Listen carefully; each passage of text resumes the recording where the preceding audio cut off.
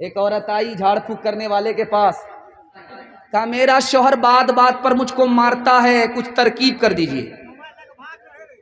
تو کہا ایک کام کرو، میں پانی پر دم کرتا ہوں، جب بھی جھگڑا شروع ہو 2-4 گھونٹ منہ میں لے کر کے بیٹھ جانا، کچھ نہیں بولنا، جھگڑا تمہارا ختم ہو جائے گا۔ کیونکہ عورت کی زبان چلتی ہے، مرد کا ہاتھ چلتا ہے۔ اگر عورت زبان کو قابو میں کر لے، مرد ہاتھ کو قابو میں کر لے، ٹوٹا پھوٹا گھر جنت بن جاتا ہے۔ جب سسرال میں آدمی کو مزے کا کھانا کھانا ہوتا ہے، اپنے گھر میں اچھا کھانا نہیں ہوتا تو سیدھے سسرال بھاگتا۔ ساس کو سمجھ میں آ گیا کہ ضرور دال میں کالا ہے، بے موقع داماد کیوں آیا، یہ مرغا ذبح کرانے کی پلاننگ ہے۔ تو ساس نے سوچا کہ اگر ایک دن کھلا دیں گے بڑھیا کھانا، روز آئے گا کھانے کے لیے، آج ہی سبق سکھا دیتے ہیں، کبھی نہیں آئے۔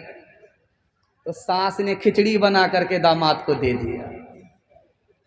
اب کھچڑی دیکھ کر کے داماد کا غصہ عرش پر چلا گیا۔ اماں یہ جیل خانہ ہے، میں قیدی ہوں کہ کھچڑی کھاؤں گا؟ کہا بیٹا کھچڑی کو برا بھلا مت کہو، اتنی اچھی غذا ہے، امیر بھی کھا لیتے ہیں، غریب بھی کھا لیتے ہیں، کسی کا پیٹ خراب نہیں ہوتا۔ سمجھ میں آ گیا کہ بڑھیا نہیں ہے، عجوبہ ہے، مرغا بچانے کی پلاننگ ہے۔ تو داماد نے کہا کہ اماں روکھا سوکھا کیسے کھایا جائے گا، گھی تو لا کر کے دے دو۔ بڑھیا ایک نمبر کی کنجر تھی، کنجوس تھی۔ ایک جگہ جلسہ ہو رہا تھا تو کسی کا ریکارڈ ہی نہیں تھا 10 روپیہ سے زیادہ کوئی انعام دیتا ہو۔ جو بھی شعر پڑھے 10 روپیہ، جو بھی شعر پڑھے 10 روپیہ۔ اب شاعر بھی 10 روپیہ لیتے لیتے اکتا گیا، کوئی اس میں 150 والا نہیں ہے۔ ایک حاجی صاحب کھڑے ہوئے، 100 روپیہ دیا، انہوں نے تعریف کیا، واہ حاجی صاحب مبارک ہو، واہ حاجی صاحب مبارک ہو، آپ نے کیا میرا دل جیت لیا۔ اس کے بعد پھر شعر شروع کر دیا تو دیکھا حاجی صاحب کھڑے، کہا حاجی صاحب آپ تو بیٹھ جاؤ، کہا نہیں وہ 90 روپیہ ہمارا واپس کیجیے، اس لیے 100 روپیہ۔ تو ایسے ایسے کنجر ہوتے، ایسے ایسے بخیل ہوتے۔ تو بڑھیا ایک نمبر کی بخیل تھی، کنجر تھی، اس نے چھپا کر کے گھی کو رکھا تھا کوٹھی میں۔ جب داماد نے بولا کہ گھی دے دیجئے تو لاج لحاظ میں لے کر کے آ گئی، ڈھکن جو کھولا تو جلدی میں ہاتھ میں حرکت تھی، گھی زیادہ گر گیا۔ اب بڑھیا کو لالچ ہو گیا، سارا گھی تو داماد ہی کھا لے گا۔ منطق سے کہا بیٹا اکیلے کھاؤ گے برکت نہیں ہوگی، ساتھ میں شامل کر لو، برکت ہی برکت ہوگی۔ اب داماد کو سمجھ میں آ گیا کہ بڑی کھٹاسی ہے، یہ اکیلا مجھ کو کھانے نہیں دے گی۔ تو لاج لحاظ میں داماد کہتا اب تو میری ماں کی طرح ہو، ساتھ میں کھا لو، کیا دقت ہے۔ اب بڑھیا نے پلیٹ کو دیکھا تو گھی داماد کی طرف زیادہ گرا ہوا تھا۔ بڑھیا نے دماغ لگایا کہ ادھر سے ادھر ٹاننا۔ بڑھیا نے کہا بیٹا میں تم سے ناراض ہوں، اس لیے کہ فلاں مہینہ میری بیٹی کو تم نے یہ دکھ دیا ہے، یہ دکھ دیا ہے، یہ دکھ دیا، سارا گھی ادھر ٹاننا۔ تو داماد کہتا ہے کہ اماں کوے سے زیادہ کوے کا بچہ چالاک ہوتا ہے، اگر میں نے وہ دکھ دیا ہے تو یہ سکھ بھی دیا ہے، یہ سکھ بھی دیا ہے، یہ سکھ بھی دیا، دکھ سکھ کو ملانا پڑتا تب زندگی کٹتی ہے۔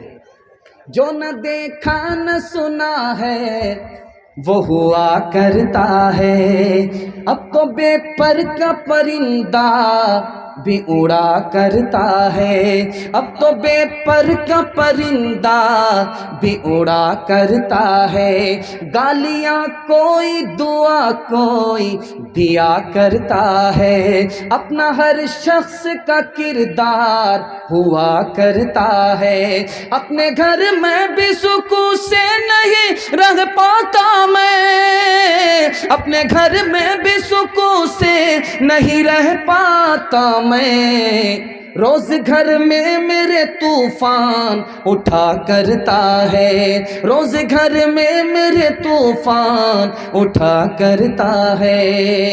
بس 3 وعدہ آپ سے لوں گا، اللہ کی عبادت کریں گے جلسہ زندگی بھر کے لیے کامیاب ہو جائے گا، ہاتھ اٹھائیے انشاءاللہ۔